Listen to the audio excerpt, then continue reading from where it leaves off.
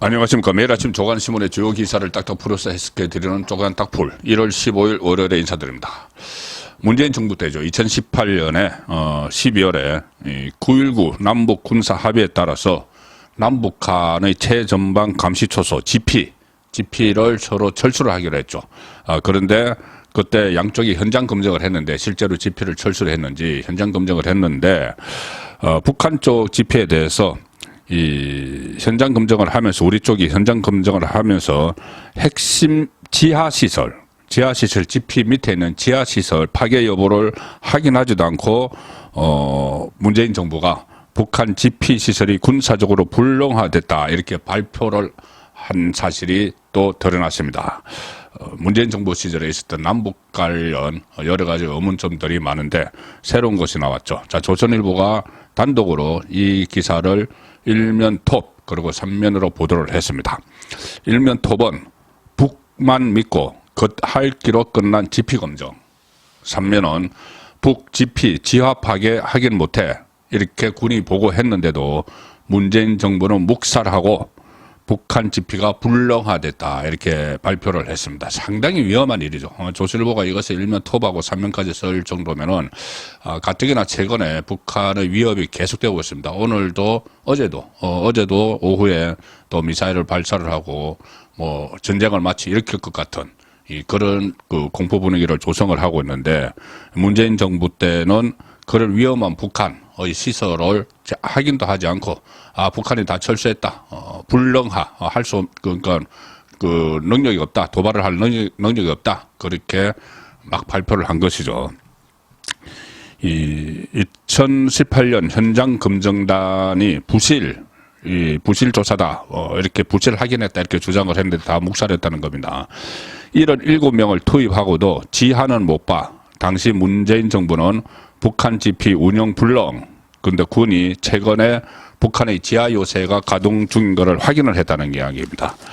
이 GP가 우리나라 그러니까 남한의 이 군사 GP는 군 GP는 지상 요새, 지상에 이렇게 GP가 설치되어 있죠. 그것과 달리 북한 GP는 외부 감시 초소, 지금 우리와 같은 외부 감시 초소가 있고 그 감시 초소와 연결된 총안구라는 곳이 있답니다. 총안구가 지하시설입니다.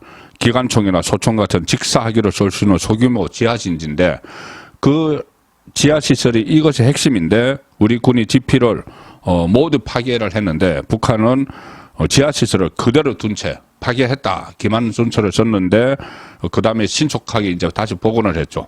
그런데 그걸 제대로 확인도 하지 않았고 군에서는 이제 일부에서 확인을 해서 보고를 했습니다. 확인 못했다. 이 북한 GP 지하 파괴는 확인 못했다 했는데 문재인 정부 청와대에서 그랬겠죠. 그냥 그 대체 그 신경 쓰지 마. 그리고 북한의 GP가 불능화됐다 이렇게 발표를 해버렸다는 겁니다. 이런 부분도 다 조사를 해야 됩니다. 그래야지 어느 선까지 정말 우리가 지금 군사적으로 일방적으로 밀려 있었는지 그런 것들을 좀 파악을 해야지 지금 북한이 계속 도발 위협을 하는데 대응을 할 수 있는 자료도 될 수 있겠죠. 자, 오늘 다른 신문들은 대부분 대만 총통선거가 일면 톱입니다. 자, 중앙일보 톱 기사입니다. 대만 친미 총통 택했지만 라이칭도 앞길 녹록찬타. 이번에 대만 새 총통 선거는 친미 라이칭도 민진당 후보 여기가 집권당입니다. 그리고 친중 허우유이 국민당 후보가 백중세를 펼칠 것으로 보이는데 40대 33으로 라이칭도 민진당 후보가 이겼습니다. 그래서 미국, 중국 대리전으로 불릴 만큼 지금 지정학적 이해가 충돌하는 지역이죠. 이 타이완에서 친미 성향의 라이칭도 민진당 후보가 당선돼서 이제 앞 한국도 얼마 전에 한국의 외교 라인이 다 바뀌었죠. 안보실장, 외교부 장관 다 바뀌었는데 새로운 숙제가 됐다. 자, 이런 관측도 나오고 있습니다. 자, 본격적인 정치면 기사 소개해 드리겠습니다. 자, 한국일보, 지금 조금 전에 말씀드렸죠. 대만에서 총통 선거가 있었는데 한국에서는 지금 총선 열기가 한창 들어갔습니다. 총선 전국 초반에 들어갔는데 이 현재 주도권은 한동훈 국민의힘 비대위원장이 쥐고 있죠. 여론조사 결과나 또 상대 쪽에 있는 이재명은 지금 병원에서 퇴원해서 자택 치료 받는다 이러고 두문불출하는 상황입니다. 그 상황에서 이 한동훈 그 비대위원장이 주목을 받고 있는데, 자, 이재명 그리고 민주당을 향해서 융단 폭격을 퍼붓기 시작했습니다. 초반에는 또 이재명과 상견례도 하고 다소 이렇게 탐색을 하는 분위기였는데, 이 지난 주말부터 본격적으로 이재명 그리고 민주당을 향한 맹폭에 들어갔습니다. 자, 국민일보 오면 기사입니다. 국민일보 오면. 자, 불체포 특권 포기, 세비 반납, 민주당은 받을 건가 말 건가.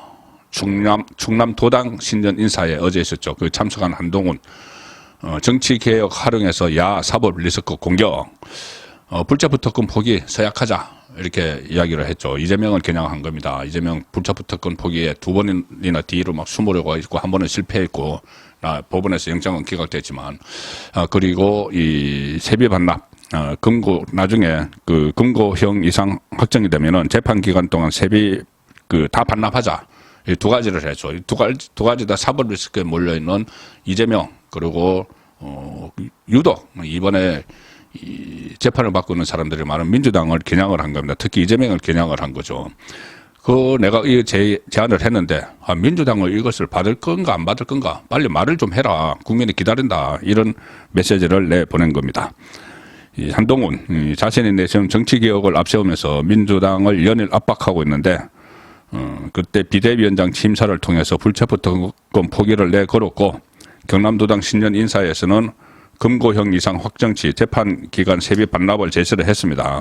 이것은 민주당 특히 이재명의 아킬레스건이죠. 아킬레스건을 정밀 타격하면서 차별화를 시도한다. 이 분석이 제기가 됐는데, 이걸 지금 민주당은 말도 못하고 있죠. 이걸 계속 지적을 하고 있는 겁니다. 이렇게 이야기했습니다. 충남 예산에서 열린 충남도당 신년 인사회에서 민주당을 향해서, 자, 다시 한번 공식적으로 묻는다. 이 두 가지 받을 것인가 안 받을 것인가 거듭 압박했다. 그리고 한동훈 위원장은, 아니 왜 민주당은 내가 이걸 물어볼 때마다 그냥 넘어가느냐, 구렁이 담 넘어가듯이 뭐 할 말이 없으니까 이렇게 꼬집기도 했습니다. 또 한동훈 위원장은 이재명을 직접 겨냥을 해서, 지금 내가 제시한 두 가지, 이 불체포 특권 포기, 세비 반납은 이재명을 보호해야 하는 민주당은 절대 할 수 없는 것이다. 할 수 없는 것이다. 자, 할 수 없는 것인데 국민이 기다리고 있으니까는 이거 받을 거야 안 받을 거야 빨리 이야기를 하라. 자, 이 이야기입니다. 지금 이 상황에서 이재명은 자택 치료를 하면서 이번 주에 또 당무 복귀를 할 것인가, 그러니까 당에 출근을 할 것인가, 이게 또 관심사인데, 저울질을 하고 있겠죠. 저울질을 하고 있는데 이재명으로서는 딜레마입니다. 왜냐하면은 당무 복귀하려고 나오면은 정상 출근을 하고 활동을 하면은 재판에도 나가야죠. 지금 재판은 안 나가고 다 미루고 있는데 재판에도 나가야 되기 때문에 당무 복귀와 재판이 묘하게 얽혀 있는 그런 상황입니다. 그것이 이재명이 지금 처한 상황이죠. 자, 그리고 한동훈 비대위원장의 타깃은 이재명뿐이 아닙니다. 민주당 전체를 겨냥을 하고 융단 폭격을 지금 퍼붓고 있습니다. 상당히 이 전투력이 강화됐다. 완전히 신발끈을 고쳐맸다. 자, 이렇게도 보였는데, 그 전에 법무부 장관 시절에 민주당 법사위원들, 그리고 또 본회의에서 민주당 의원들을 제압을 하던 그런 모습이 다시 떠오르기 시작을 했다. 이런 말이 나옵니다. 이 노웅래 그때 민주당 의원 체포 동의한테 돈봉투 부스럭거리는 소리도 녹음돼 있다. 이런 이야기를 해서 민주당이 그때 반발을 했죠. 조작이다. 녹음이 자체가 조작이다. 이렇게 막 반발을 했는데, 최근에 노웅래가 법원에서 그 녹음된 날 돈 받은 것 맞다. 이렇게 시인을 했습니다. 돈 받은 거 맞다. 왜 시인을 했냐면은, 그런데 그거 받긴 받았는데 이제 빠져나가려고 돈봉투 부스럭거리는 소리 이게 녹음이 다 돼 있으니까는 그날 아무것도 안 받았다 뭐 만나지도 않았다 못 하잖아요. 이 녹음이 돼 있기 때문에. 그러니까 아 그래 받은 건 맞는데 1,000만 원 그 뇌물 받은 게 아니고 한 500만 원 정도 정치 자금을 받았는데 그거를 미처 장부에 기장하는 거를 깜빡했다. 어쨌든 그렇게 변명을 하면서 돈봉투 녹음되는 날 돈봉투 받은 것을 시인을 했습니다. 그때 어떤 일이 있었는지 다시 한번 생각을 해보시면은 한동훈 법무부 장관이 2022년 12월 28일 국회 본회의에서 노웅래 체포 동의 요청 이유서를 설명을 하면서 그런 말을 했었죠. 또 뭘 주노냐 등 노웅래 의원의 목소리와 돈봉투가 부스럭거리는 소리까지도 그대로 녹음돼 있다. 그때 국회 본회의에서 그렇게 이야기했죠. 그러니까 그렇지만 그때 체포 동의안이 민주당에 의해서 부결됐죠. 이 불체포 특권 그 뒤에 또 안주한 거죠. 그때도. 그때 이재명은 뭐라고 했냐면은 최고위원 그 회의에서 한동훈 당시 장관을 겨냥해서 이렇게 이야기했습니다.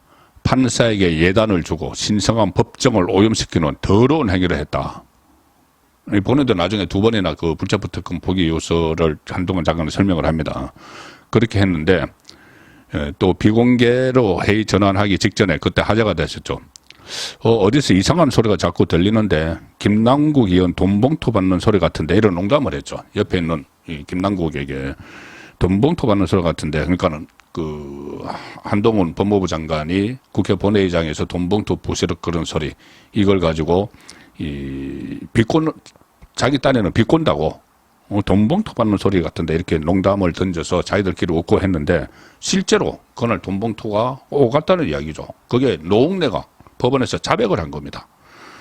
자 이렇게 되니 이 한동훈 비대위원장 가만히 있지 않겠죠. 자 디지털 타임스 이 기사입니다. 디지털 타임스 기사 김남국 돈봉투 받는 소린가 비웃던 이재명.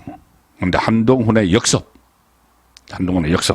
한동훈 비대위원장이 어제 국회에서 이 고위당정 회의가 있었죠. 그 직후 기자들과 만나서 이 이야기에 대해서 그 기자가 물었습니다. 뭐라고 물었나? 이성만, 윤관석 의원 등 그 송영길 돈봉투 외에도 노웅래가 재판부에 돈봉투를 받은 사실이 있다는 의견서를 냈다. 어떻게 생각하느냐 이렇게 물어보니까 한동훈 비대위원장이 뭐라고 했냐면은 그때 노웅래는 다 조작이라고 주장을 계속 했었고 그걸로 저를 민주당 전체가 대단히 비난했었다. 그런데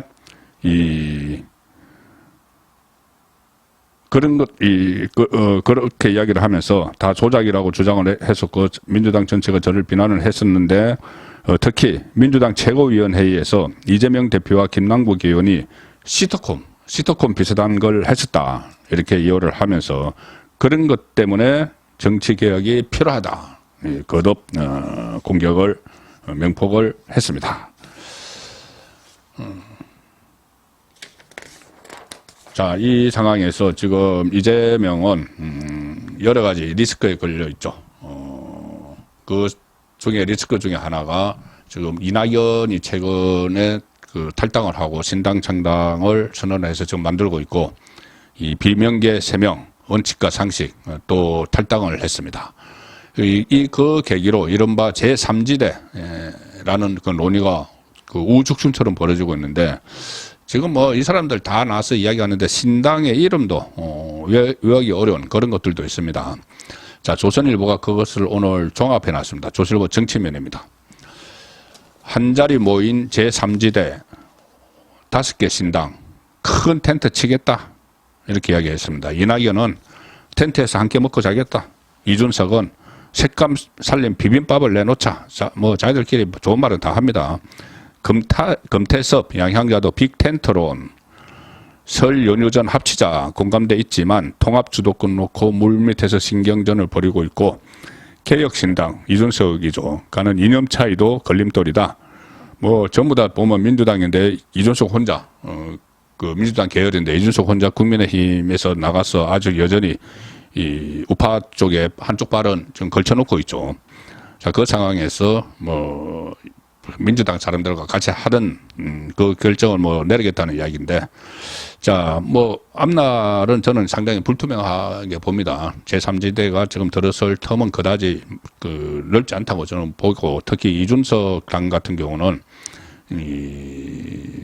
일종의 본인이 좌파로 전향을 하지 않는 한 이 세력들과 함께 하기 어려울 겁니다. 어쨌든 지금 상황에서 뭐 대여섯 개의 뭐 제3지대가 있는데, 저도 이름 다 못 외웁니다. 조선일보에 정리해 놓은 것을 보면은, 새로운 미래, 여기는 이제 이낙연, 이석현 이렇게 들어가고, 미래 대연합, 김종민, 조홍천, 이원욱, 최근에 탈당한 또 새로운 선택, 금태섭, 류호정, 한국의 희망, 양향자, 개혁신당, 이준석, 허나 천하람 이런 사람들 전부 다 민주당 아니면은 이 정의당 계열이고, 이준석 혼자 국민의힘에서 나가서 그 사람들 사이에 기웃기웃거리고 있는 그 상황이죠. 좀 전에 말씀드렸다시피 이재명은 사법 리스크, 고질적인, 계속 이재명에게는 고질적인 사법 리스크, 그 다음에 이 이낙연 떨어져 나가고 3명 탈당하고 또 후속 탈당도 있을지 모르죠. 정치 리스크, 그리고 피습 사건 이후에 이 닥터 헬기 특혜 이용, 부산대병원 패싱 이런 걸로 민심 리스크.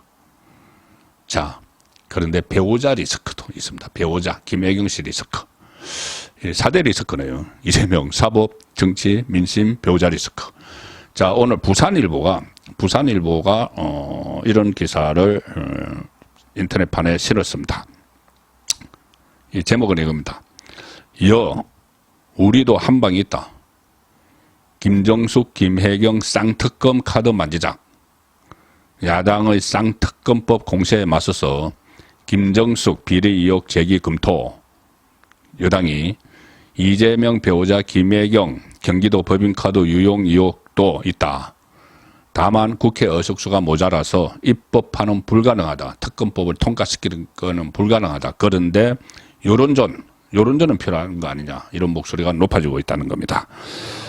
김정숙, 문재인 재임 시절 라홀로 인도 방문, 명품 옷 구매 논란, 그리고 김혜경 법인카드 사적 유용, 국민의힘은 이 두 사람의 각종 의혹을 효과적으로 쟁점화하면 김건희 여사의 도이치모터스 주가 조작 의혹, 대장동 50억 클럽 특검법에 못지않은 파괴력을 가질 것으로 파악을 하고 있다. 자, 실제로 그런 말이 나옵니다. 윤두현 의원, 국민의힘 윤두현 의원이 경산이 지었거죠.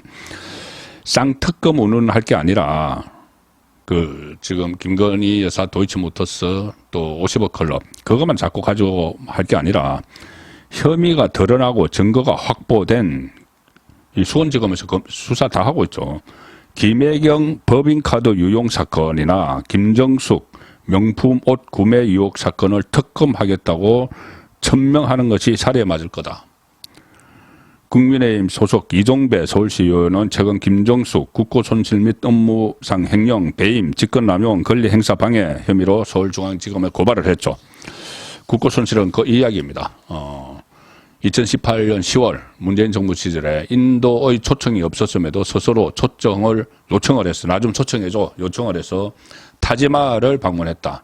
여행을 목적으로 예비비 4억 원을 편성해서 사용한 것은 명백한 불법이다. 사실상 여행인데 예비비 4억 원 국민 혈세를 가지고 이 타지마을 관광 갔다 왔다. 이 이야기입니다. 이종배 서울시의원의 주장은. 여소야대 의석을 감안할 때 국회에서 통과될 확률은 제로인데, 그렇지만 여당의 한 관계자는 이렇게 이야기합니다. 아니, 야당이 쌍특검법을 밀어붙이는 목적은 진실규명이 아니라 정치 공세를 통해서 총선에 영향을 미치려는 것인데, 우리도 가만히 앉아서 당할 것이 아니라 지난 정부에서 대통령과 대선 후보의 배우자가 저질렀던 비리 의혹을 여론으로 만들 필요는 있지 않느냐. 자, 이런 이야기를 했습니다. 총선 때 이 터무니없는 쌍특검법으로 만약에 곤란을 겪는다면은 뭐 이것도 마찬가지로 그러면 과거 이 대통령의 배우자 같이 한번 해보자. 거기도 뭐 김종숙 씨도 상당히 논란이 많죠. 이거 외에도 많습니다. 인사 개입도 있고 무슨 뭐 이 그때 당시 청와대 경호원을 뭐 개인 수용 코치로 썼다는 이야기도 있고 여러 가지 있죠. 자, 그것도 다 한번 해보자. 이런 여론조는 충분히 펼칠 준비는 하고 있어야 된다는 생각입니다. 1월 15일 보내드린 조간 딱풀이었습니다.